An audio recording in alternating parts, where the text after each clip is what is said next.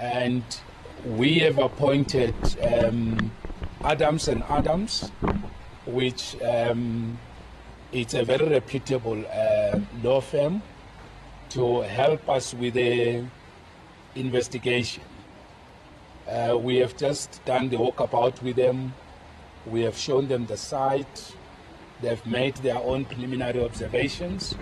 So Adams and Adams will take over the investigation on behalf of the Department of Infrastructure Development, and they will compile a report on this particular incident.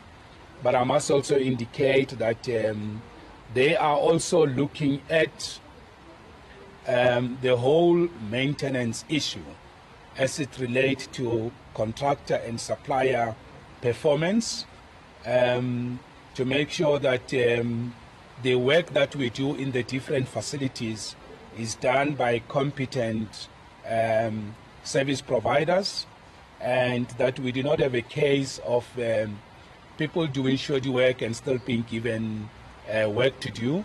So we are doing a comprehensive investigation as well, just on the work that our suppliers and contractors are doing, so that we don't have contractors that are not suitable or competent enough to do maintenance in the hospitals to do that type of work.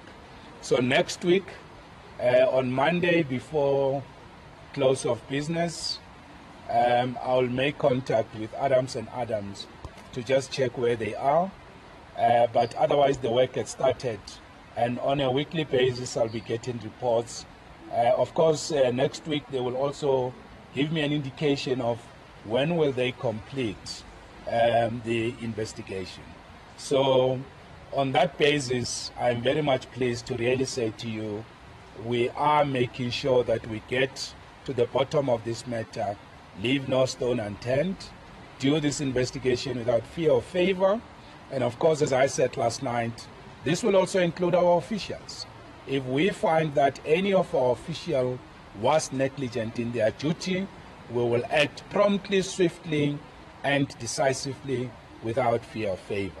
So to that end, I think we can take questions, but otherwise, I just ask the Adams and Adams team to be here so that I can just confirm to you that we have assigned them the responsibility to help us get the truth and the facts about exactly what has happened.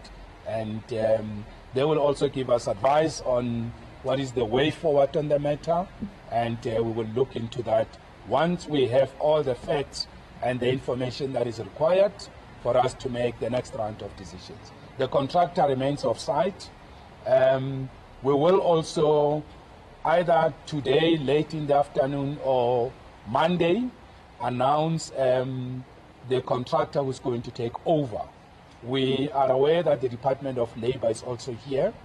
They have issued a notice of prohibition to work, and we will also be guided by them as to when do they withdraw that notice so that we can be able to bring a contractor on site to work.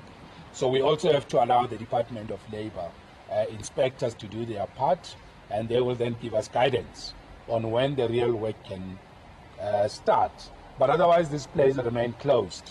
Firstly, let me just indicate that I've asked the officials to draw me a file about all the details pertaining to this particular contractor.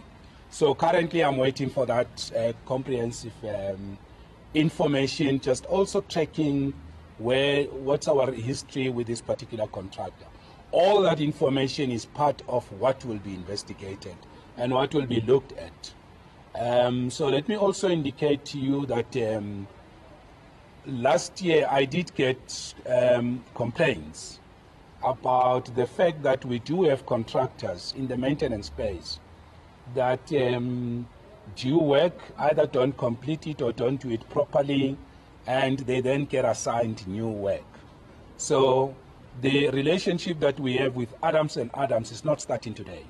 I had asked them last year already to look at this particular allegation, because all allegations are taken very serious and we investigate them. That's why, already today they could be on site, and we already have asked them to prioritize this particular case. So we are not reacting to this issue. It's an investigation I've been doing. It's just that the investigation was still in the running its course, and this incident happened, and I think it vindicates the fact that I was right to commission an investigation into. The MEC of Infrastructure and Development briefing the media with regards to what took place at the Charlotte Maxeke Academic Hospital yesterday when a part of the roof collapsed and injured some people there. He did mention that Adams & Adams has been hired to probe what exactly took place there. Maintenance issues will be looked into, as well as contractor-supplier agreements and issues in that regard. Says all work has been halted at this hospital for that investigation to be ongoing, and they will only take the next steps once they receive the complete investigation and the facts from Adams & Adams. Stay tuned to ANN7. We are going to keep you up to date with the latest details.